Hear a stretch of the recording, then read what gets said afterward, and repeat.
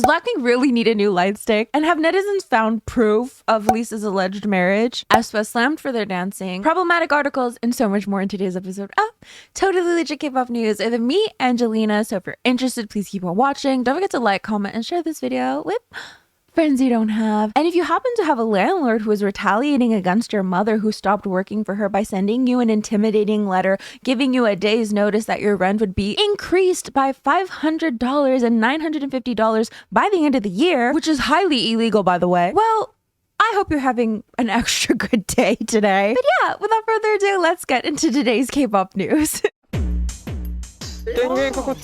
So Blackpink have a new light stick and it looks basically the same, but I digress. This is the special edition of their official light stick, and as we can see, the logo is etched into the hearts, and the hearts seem to be a little bit bigger, and I believe there's even like a new charging method for it. Now, I don't think it's unusual for companies to announce a new version of their light stick and it not being like too different. Like sometimes they're vastly different, but sometimes it's just little changes to the light stick. But fans are convinced that YG is announcing everything under the sun except for Blackpink's comeback, though they have been teasing it a little bit more. Still, it has sparked a discussion, so let's read some comments. Comeback song, please. We have more light stick versions than albums at this point. Really? We don't need light sticks. We need a new album, new song, new music video. And the difference is, are you serious? YG, we've been waiting for your comeback for 3 years and you're bringing a new light stick that looks similar? YG, we don't need a light stick. We need a new album. These people advertise everything except music. We need the official comeback teaser, not an official lighting video. I think they meant light stick. Now, to YG's credit, it does seem that they are teasing something along the lines of Do Not Jump. Some people think that might be the title, or I don't even know. But it's just a continuation of this constant conversation we are having about Blackpink's comeback, how close it is to their world tour, so on and so forth. So let me know, do you think fans are dragging it out? Do you think in dragging it out, it's actually the perfect way to promote the new song? Let me know your thoughts. So previously we talked about how Blackpink's Lisa allegedly got married. According to a blind item, it was alleged that she got secretly married to her alleged billionaire boyfriend, Frédéric Arnault. Now, the only quote-unquote evidence anyone had of this was that an insider alleged this. But now we have another blind item.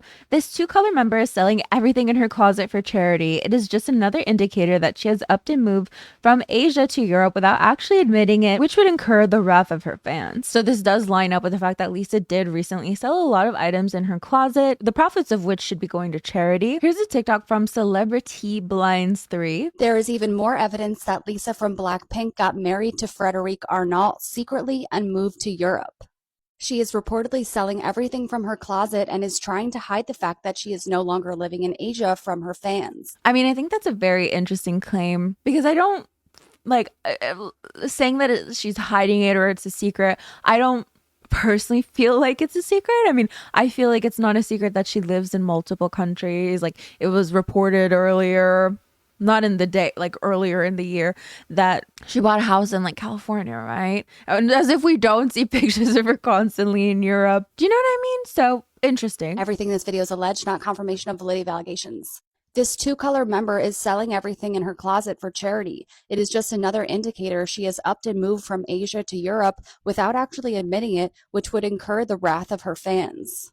And again, this allegedly Lisa from Blackpink. And also like the wrath of her fans, especially since a lot of people do believe that she is in a relationship with this billionaire. I mean, there's a lot of opinions, but you know, a lot of people mentioning like she's 28, let her live her life. I do wonder what the official reaction would be. And again, this allegedly Lisa from Blackpink. And the related blind item from June 19th reads, a member of the two-color group secretly got married. And this allegedly Lisa and Frédéric Arnault. And this next one from earlier in May reads, this color group member was officially adopted by her dad and is hiding her European passport because most of her image comes from promoting her Asian country. Thanks to that, she's not having issues with her visa like other K-pop idols. And the related headline reads, Blackpink's Lisa announces a one-day closet sale with all proceeds going to charity, reflecting her generosity and kind heart. Let me know, do you think it was literally just a closet sale charity event, or do you think it really means something else?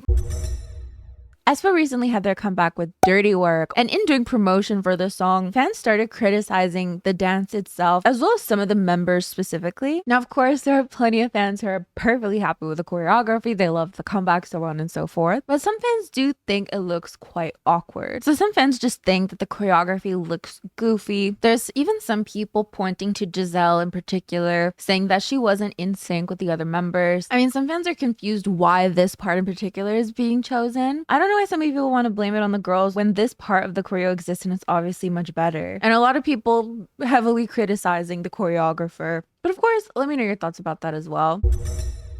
Stray Kids recently performed at Toronto, being the first act to perform at Rogers Stadium, but fans aren't too happy with an article written by The Globe and Mail. So let's take a look at this article. This tweet here promoting the article, with the context added, this post contains statements that may be considered discriminatory on the basis of race, gender, nationality, and age. Let's see what was written. Do you suffer from mild to moderate dopamine addiction? Stray Kids might be right for you. The superstar K-pop boy band christened the brand new Rogers Stadium at the former Downsview Airport in North Toronto on Sunday with an exhibition of overstimulating songs with multiple melodies, mid-tune genre switches, and more tempo changes that you could shake a metronome at. K-pop is short for Korean popular music. SKZ is short for Stray Kids, and Stray Kids is for listeners with short attention spans. The band's music, like K-pop in general, is fun, wholesome, cultural hybrid of Latin-influenced hip-hop, tout, hyper-modern pop, punchy rock, reggaeton, trap, and blue-eyed boy band soul. The 8 singer-rappers didn't stay still for a second on stage, and neither did the music. This isn't your grandfather's Gangnam-style K-pop novelty. Rather, it is a restless exported sound built for the generation. Can I even say that? Jesus. It's not for everyone, but it was more than agreeable to the young, predominantly female crowd of almost 50,000 at Rogers Stadium.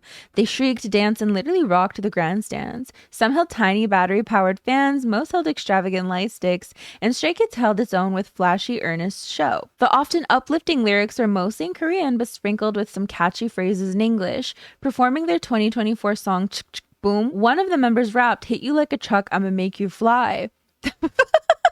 It wasn't a reference to vehicular manslaughter, but a boastful metaphor in the bombastic hip-hop tradition. Stray Kids members addressed their fans in English. The charismatic leader of the group, Bangchan, who was raised in Australia, did most of the talking.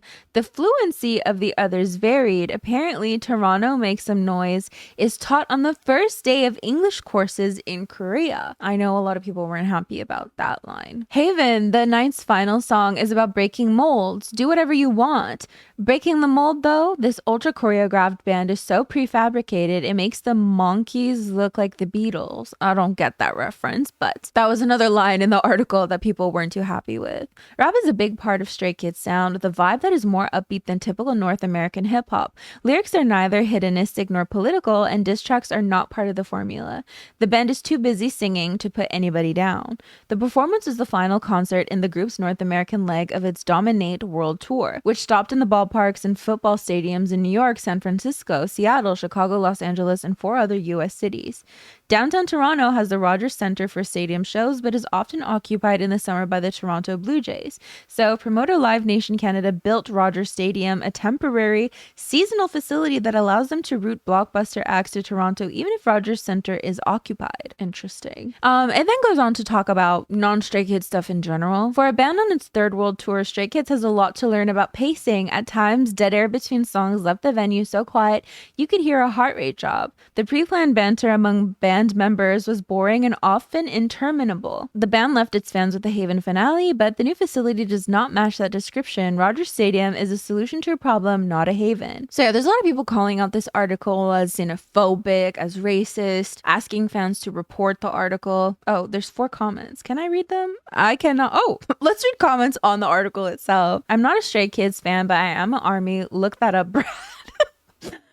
I have to say, what an unnecessary, incredible, snide tone this article has about Korean music performers and their fans. Your ignorance is stunning, mocking them for poor English. How colonial. How many Asian languages do you speak, Brad? Also, the reference to the Monkees and Beatles just show how unaware you are of how bands like this work. Maybe next time G&M gets someone who actually knows something about K-pop to do a review. I mean, if they want to send me over to Toronto, I'll gladly do it. I'm not a skilled writer by any means, but I'll give you something. What's the connection between the stadium and Stray Kids? Would you have written the same article if Coldplay had been the first concert? The stadium was chaotic and poorly organized. That's on the venue, not the artist. Blaming the performers makes no sense. Trust me, I would have preferred going to Montreal or Ottawa if I had any choice, but let's not take out our frustration about the new stadium on the artist whose only fault was being the first to perform there. 2 of the members are Australian and nearly all of them spoke in English at length. Are you implying Make Some Noise is invalid unless it's backed by a lecture on Pride and Prejudice? It's a concert, not a literary symposium. The moments of silence were actually meaningful. Many of us appreciated hearing the artists speak and respected what they had to say. They repeatedly checked on the audience, addressed safety, and showed genuine concern, especially important on such a hot day. Also, the last song was Star Lost, which completely undermines your metaphor. Maybe next time focus less on weak symbolism and more on the actual experience. So much for building affordable housing on vacant land. Funny how that happened. For a country that can't build housing in under a decade, throwing up 50,000 seat stadium in 9 months is impressive. Just imagine if we cared about livability as much as we care about Coldplay ticket sales. You know, why is the average house price $650,000? Just asking, as someone who has problems with their landlord right now.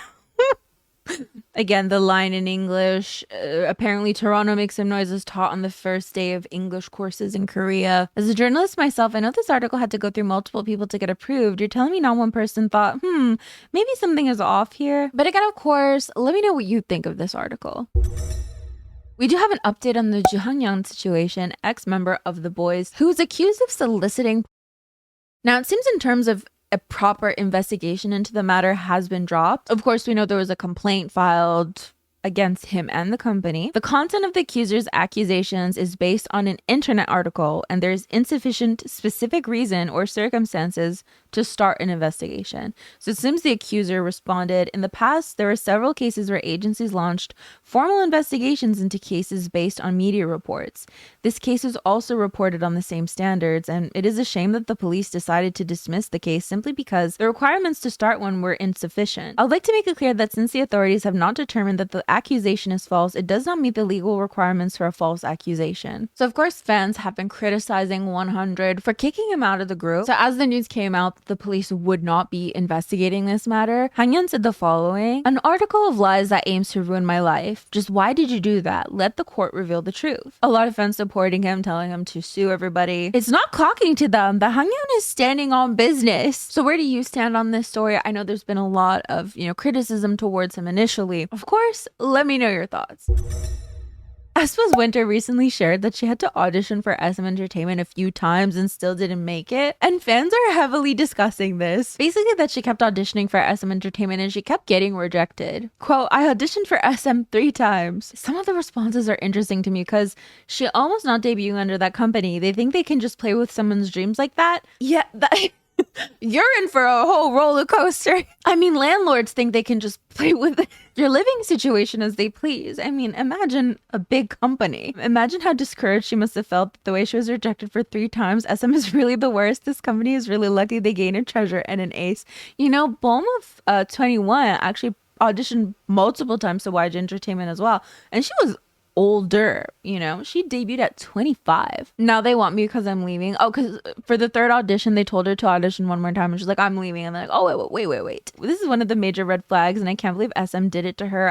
SM is actually so dumb. Like, she's one of the greatest all-rounders in K-pop that is also a visual." People being like, "Wow, imagine rejecting Winter." I think it's probably more common than you think. I mean, if you think rejecting someone from a entertainment company is the worst thing a company can do to you, I mean, I think there are far worse things that they do to make sure that you're ready to debut as an idol. I just thought the whole conversation was very interesting. This is in no way me being anti-Winter, by the way. This is just a conversation about entertainment companies in general. I fear we forget too often, like, exactly how companies treat idols to begin with, how they treat trainees. We kind of just gloss past that a little bit too much these days. So that's all I'm saying. Good for Winter. We're all glad Winter debuted, right? Let's move on to Kpop Shenanigans, which are basically fun little things that have happened in K-pop recently and or quick news. Scooter Braun is stepping down as Hybe CEO, but there's a catch. So yes, he's leaving his position as CEO of Hybe America, but he will be transitioning into an executive advisory role. So he will be remaining on Hybe's board of directors and serve as a senior advisor to Hybe's chairman Bang Si-hyuk and CEO Lee Jae-sang. Fans are speculating if Bailey Seok likes her band members because of this video where she's reacting to them in a seemingly negative way. So some people saying that she does not like them. Others saying like, you don't have friends or siblings if you think this is actually negative. Fans are praising Stray Kids Bangtan for jumping the fence at his concert to go amongst the crowd. As we can see here, he's just like walking around greeting everybody. aespa is coming back, Idol Star Athletic Championships. It seems they're doing a Chuseok special. Itzy's Yuna is going to make her acting debut in Miss Undercover Boss alongside Park Shin-hye. Zero Base One are going on tour, and from Miss 9 as well. We also have Purple Kiss, who are said to have a comeback on July 16th, as well as Yena making a comeback on July 29th. But yeah, I reckon that's basically it for today's video. Thank you so much for joining me. Don't forget to like, comment, and share this video with friends you don't have. You can also join my Discord because we're going to do a K-pop Demon Hunters watch party on Friday. I still haven't watched it yet. By the way, I'd also like to know what would be like an ideal time to do it. I'm thinking like 3 p.m. EST or something. I don't know. I'm just throwing it out there. Otherwise, is that good? Or do we... I have no idea. So make sure you do that. As for me, I'm a little taken aback by some people and their, professional people thinking that I don't know allegedly thinking that I don't know my rights. Like imagine, just picture your landlord allegedly sends you an intimidating email being like, oh, by the way, starting July 1st, yesterday, your rent's going up $500, and by the end of the year, $900. Oh, thanks for the 1 day's notice. That's highly illegal. Love that. That's great. And it's like, okay, tenants have rights, but, having to deal with someone like that. A lot of tenants don't know their rights, though. That's the thing. And, hypothetically, there's a lot of people in this world who fall for it. Anyways, bye everyone. Oh, these are the lovely individuals who help support my channel on a monthly basis. It means the world to me. Thank you so much. And as for me, I'm gonna get going. Bye everyone.